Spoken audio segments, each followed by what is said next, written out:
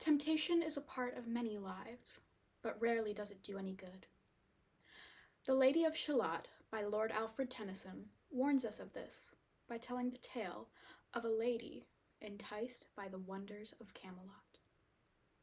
The Lady of Shallot by Lord Alfred Tennyson. On either side the river lie long fields of barley and rye that clothe the world and meet the sky, and through the field the road runs by to many-towered Camelot. The yellow-leaved water-lily, the green-sheathed daffodilly, tremble in the water chilly round about Shallot. Willows whiten, aspens shiver, the sunbeam showers break and quiver in the stream that runneth ever to the island in the river, flowing down to Camelot.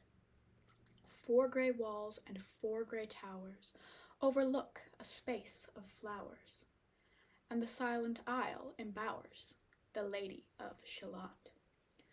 Underneath the bearded barley, the reaper, reaping late and early, hears her ever chanting cheerly, like an angel singing clearly o'er the stream of Camelot. Piling the sheaves in furrows airy, beneath the moon the reaper, weary, listening whispers, "'Tis the fairy Lady of Shallot." No time hath she for sport or play, a charmed web she weaves alway. A curse is on her if she stay her weaving either night or day, to look down to Camelot. She knows not what the curse may be, therefore she weaveth steadily, therefore no other care hath she, the Lady of Shallot. She lives with little joy or fear over the water running near. The sheep bell tinkles in her ear. Before her hangs a mirror clear, reflecting towered Camelot. And sometimes through the mirror blue the knights come riding, 2 and 2. She hath no loyal knight and true, the Lady of Shallot. But in her web she still delights to weave the mirror's magic sights, for often through the silent nights a funeral with plumes and lights and music came from Camelot. Or when the moon was overhead, came 2 young lovers lately wed. "I am half sick of shadows," said the Lady of Shallot.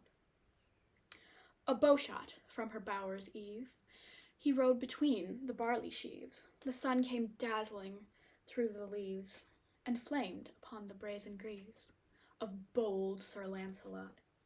A red-crossed knight forever kneeled to a lady in his shield, that sparkled on the yellow field beside remote Shallot. The gemmy bridle glittered free, like to some branch of stars we see hung in the golden galaxy. The bridle bells rang merrily as he rode down from Camelot. All in the blue unclouded weather, thick jeweled shone the saddle leather, the helmet and the helmet feather burned like one burning flame together as he rode down from Camelot. His broad clear brow in sunlight glowed, on burnished hooves his war-horse trode, from underneath his helmet flowed his coal-black curls as on he rode down from Camelot. From the banks and from the river he flashed into the crystal mirror. "Tira-lira, tira-lira," sang Sir Lancelot. She left the web, she left the loom. She made 3 paces through the room. She saw the water flower bloom. She saw the helmet and the plume. She looked down to Camelot. Out flew the web and floated wide. The mirror cracked from side to side. "The curse is upon me," cried the Lady of Shallot.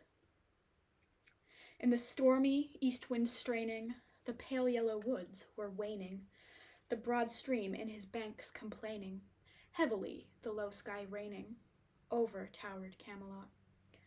Outside the isle a shallow boat 'neath a willow lay afloat. Beneath the carven stern she wrote, the Lady of Shallot. A cloud-white crown of pearl she dight, all remented in snowy white, that loosely flew, her zone in sight, clasped with one blinding diamond bright, her wide eyes fixed on Camelot. With a steady, stony glance, like some bold seer in a trance, beholding all his own mischance, mute with a glassy countenance, she looked down to Camelot. It was the closing of the day.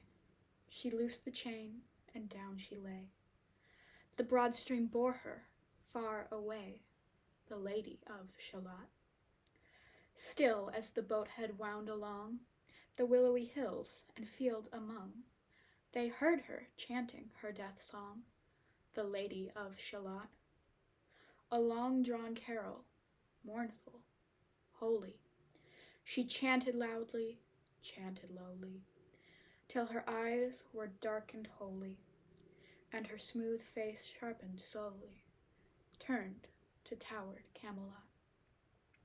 For ere she reached upon the tide the first house by the waterside, singing in her song she died, the Lady of Shallot. Under tower and balcony, by garden wall and gallery, a pale, pale corpse she floated by, dead cold between the houses high, dead into Camelot. Knight and burgher, lord and dame, to the planked wharfage came. Below the stern they read her name, the Lady of Shallot. They crossed themselves, their stars they blessed, knight, minstrel, abbot, squire, and guest. There lay a parchment on her breast that puzzled more than all the rest the well-fed wits at Camelot. The web was woven curiously, the charm is broken utterly. Draw near and fear not, this is I, the Lady of Shallot.